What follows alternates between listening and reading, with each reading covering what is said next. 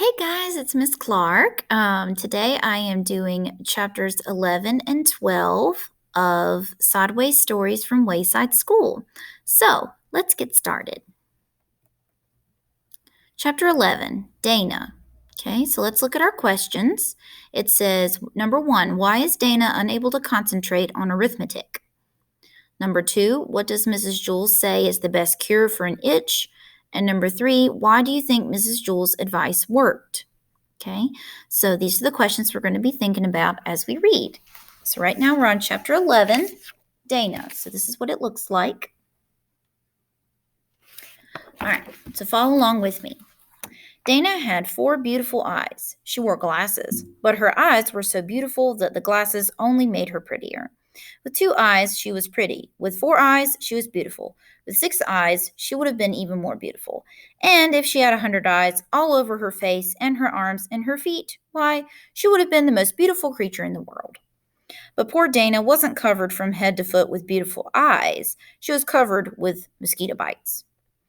Mrs. Jules picked up her yardstick and said, "Now it's time for arithmetic." "Oh no, Mrs. Jules," said Dana. "I can't do arithmetic. I itch all over. I can't concentrate." "But we have all kinds of arithmetic," said Mrs. Jules. "Addition without carrying, addition with carrying, and carrying without addition." "I don't care," cried Dana. "We have that too," said Mrs. Jules. "Addition without carrying. Now, stop carrying on." Dana whined. "I can't, Mrs. Jules. I itch too much."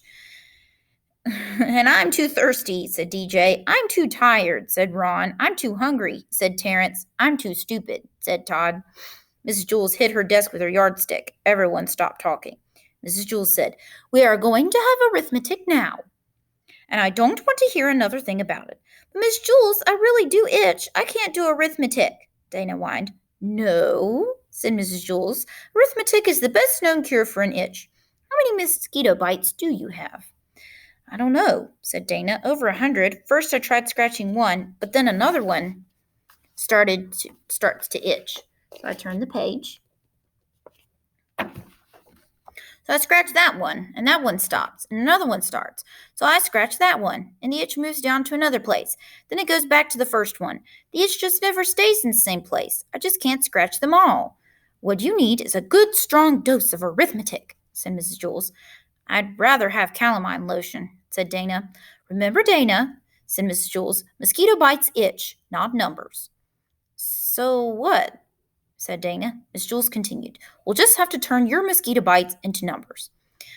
"I'm a mess," Dana moaned. Mrs. Jules began to turn the mosquito bites into numbers. "How much is 3 mosquito bites plus 3 mosquito bites?" she asked. Rondi raised her hand. 6 mosquito bites," she answered. "How much is 6 mosquito bites minus 2 mosquito bites?" asked Mrs. Jules. 4 mosquito bites," said DJ. "How much is 5 mosquito bites times 2? asked Mrs. Jules. 10 mosquito bites," said BB. "Very good," said Mrs. Jules. "I still itch," Dana complained. "I've got one more question," said Mrs. Jules. "How much is 49 mosquito bites plus 75 mosquito bites?" Nobody raised a hand. "Think, class," said Mrs. Jules. "This is for Dana." Nobody knew the answer. Dana's itch began to get worse and worse. At last, Dana began counting her own mosquito bites. She counted 75 on one side and 49 on the other. Then she added them together for a total of 124 mosquito bites. 124 mosquito bites," Dana called. "Very good," said Miss Jules. Dana had 124 mosquito bites, and none of them itched anymore. "I'm still thirsty," said DJ. "Can arithmetic do anything for that?" "I'm still tired," said Ron. "I'm still hungry," said Terrence. "I'm still stupid," said Todd. "I'm glad we turned my mosquito bites into numbers instead of letters," said Dana. "I could never spell mosquito." All right, and then that was the end of that chapter. And that was with Dana. So again, the questions are, why is Dana unable to concentrate on arithmetic? Number 2, what does Mrs. Jules say is the best cure for an itch? And then number 3, why do you think Mrs. Jules' advice worked? All right. So the character card is about Dana. So you can draw a picture of her. All right, chapter 12, Jason. Number 1, Jason has the second biggest blank in Mrs. Jules' class. Number 2, Why does Jason become stuck on his chair? And number 3, list all the ways the class tries to help Jason. All right, let's look at that one. Chapter 12. Jason has a small face and a big mouth. He had the second biggest mouth in Mrs. Jewell's class, and there were an awful lot of big mouths in that class. Mrs. Jules, Jason called without raising his hand. Joy is chewing gum in class. Joy had the biggest mouth in Mrs. Jules' class, and it was filled with gum. There was hardly ever room for her tongue. Joy, I'm ashamed of you, said Mrs. Jules. I'm afraid I'll have to put your name up on the board. That's okay, Miss Jules, Jason called. I'll do it. Jason hopped out of his seat and wrote Joy's name on the blackboard under the word discipline. While he was up, Joy took the glob of gum out of her mouth and placed it on Jason's chair. Rhonda and Allison giggled. Jason walked back from the blackboard to his desk and sat down. Miss Jules, he called, I'm stuck. Rhonda and Allison giggled again. Mrs. Jules got angry. Joy, you're going home on the kindergarten bus today. Oh, good, said Todd. I'll have some company. Todd went home on the kindergarten bus every day. He could never seem to make it to 12 o'clock without getting into trouble 3 times. His name wasn't even up on the blackboard yet, but he knew that by 12 o'clock it would be up, checked, and circled. Miss Jules, what am I going to do? I'm stuck. I'm going to have to stay here the rest of my life, said Jason. Joy, tell Jason you're sorry, said Miss Jules. I'm sorry, Jason, said Joy. Oh, that's okay, Joy, said Jason. I don't mind. Try to get up, Jason, said Miss Jules. Jason tried. I can't, Miss Jules, I'm stuck. Miss Jules asked the 3 Erics to help. Eric Fry and Eric Ovens pulled Jason. Eric Bacon held the chair. Stop, cried Jason. You'll rip my pants. Rhonda and Allison giggled. All right, said Mrs. Jules. Let's try ice water. That should freeze the gum and make it less sticky. I'll go get some from Miss Mush. Miss Mush was the lunch teacher at Wayside School. She had the remarkable ability to undercook a dish and overcook it at the same time. Her specialty was a nice, hot bowl of mud. She called it porridge. Jason looked at Rhonda and Allison. No, Miss Jules, he said. Don't leave me. Besides, Miss Mush's ice water's probably warm. Don't be silly, Jason, said Miss Jules. I'm sure it will be at least as cold as her soups. Rhonda and Allison leered at Jason. No, Miss Jules, don't go, begged Jason. I'll be right back, Jason, said Miss Jules. She went to go to Miss Mush for some ice water.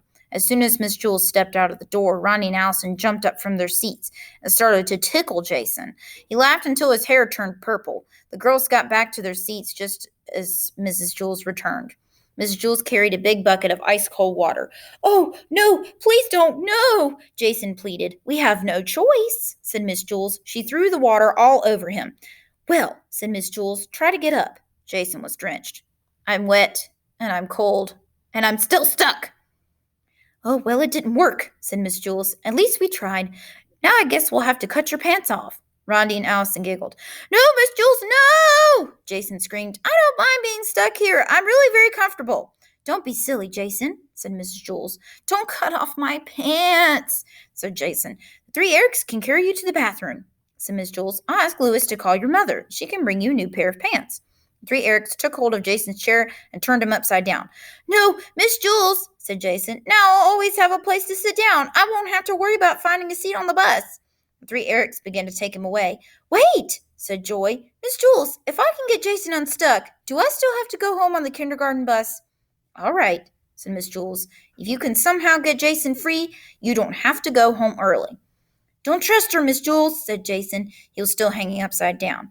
I'll just kiss him, said Joy. No! Jason screamed. Don't let her kiss me, Mrs. Jules. Throw water on me. Tickle me. Cut off my pants. Hang me upside down from the ceiling. But don't let her kiss me. I'll just kiss him on the nose, said Joy.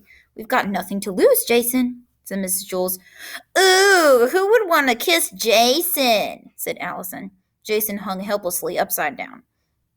Joy stepped up and kissed him on the nose. Jason fell out of the chair and hit his head on the floor. Rhonda and Allison giggled. Darn, said Todd. Now I have to go home alone again. Joy erased her name from the blackboard. Okay, so for chapter 12, for Jason, number 1, Jason has the second biggest blank in Mrs. Jewell's class, which you probably realized it was his mouth. Number 2, why does Jason become stuck on his chair?